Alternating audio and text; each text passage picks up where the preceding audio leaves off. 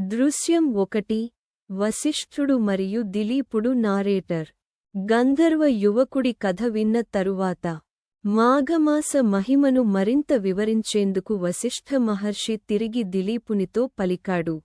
దృశ్యం 1 దిలీపుడు మరియు వశిష్ఠుడు. వశిష్ఠుడు: రాజా, ఇంకా ఒక గొప్ప ఉదాహరణ ఉంది. దాని పేరు కుత్సరుని వృత్తాంతం. శ్రద్ధగా వినుము.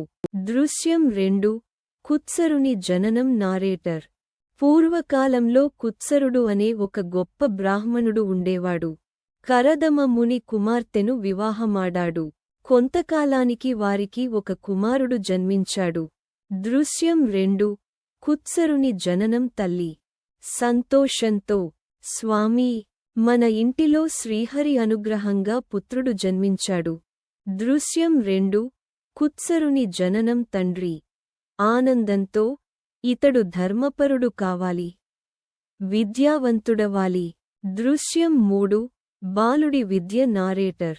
ఆ బాలుడు పెరిగి పెద్దవాడయ్యాడు. ఉపనయనం జరిగింది. విద్య, వినయం, భక్తి అన్నీ అతనిలో పరిపూర్ణంగా కనిపించాయి. దృశ్యం 3 బాలుడి విద్య. గురు: బాలకా, నీవు శాస్త్రాలన్నీ నేర్చుకున్నావు, ఇక ధర్మమార్గంలో జీవించాలి. బాలుడు: గురుదేవా, మీ ఆశీర్వాదంతో భగవంతుని సేవకే నా జీవితం అంకితం. దృశ్యం 4 తీర్థయాత్ర. నారేటర్. యుక్తవయస్సు రాగానే ఆ యువకుడు తీర్థయాత్రకు బయలుదేరాడు. దృశ్యం 4 తీర్థయాత్ర. కుత్సరుడు మనసులో: ఈ జన్మను పుణ్యంతో నింపుకోవాలి, భగవంతుని దర్శించాలి. దృశ్యం 5 కావేరీ నదీ తీరంలో. నారేటర్.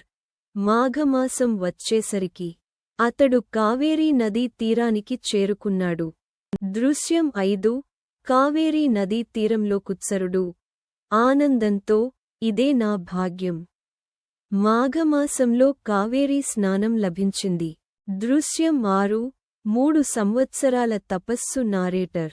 3 సంవత్సరాలు ప్రతిరోజు నదిలో స్నానం, నిరంతర భక్తి, చివరకు పర్వతంపై ఘోర తపస్సు. కుత్సరుడు ధ్యానంలో: నారాయణ, నారాయణ, నీ దర్శనమే నా లక్ష్యం. దృశ్యం 7 శ్రీహరి ప్రత్యక్షం.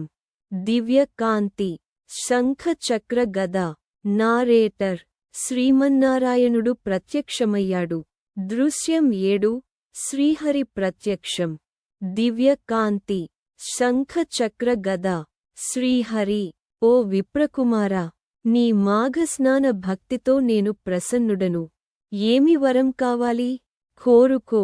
దృశ్యం 8 కుత్సరుని వరం. కుత్సరుడు కన్నీళ్లతో: ప్రభూ, నీ దర్శనమే నా జన్మ ఫలం. నాకు సుఖాలు అవసరం లేదు, కేవలం ఈ స్థలంలో నీవు ఎల్లప్పుడూ భక్తులకు దర్శనం ఇవ్వాలి.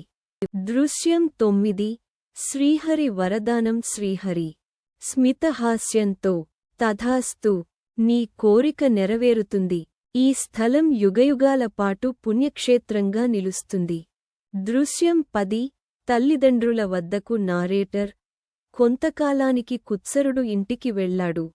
తల్లి కన్నీళ్లతో: బిడ్డా, ఎన్నాళ్లయ్యాయిరా నిన్ను చూసి. తండ్రి: నీ ముఖంలో దివ్య కాంతి ఉంది కుమారా, ఏ మహాత్ములను సేవించావు? కుత్సరుడు నమ్రతతో: అమ్మా నాన్న, మాఘమాస భక్తే నా గురువు, నారాయణుడే నా దైవం. నారేటర్. మాఘమాసంలో శ్రద్ధతో చేసిన స్నానం భగవంతునికే బంధనం వేసే శక్తి కలది. ఇదే కుత్సరుని వృత్తాంతం, మాఘమాస మహిమకు మరో సాక్ష్యం.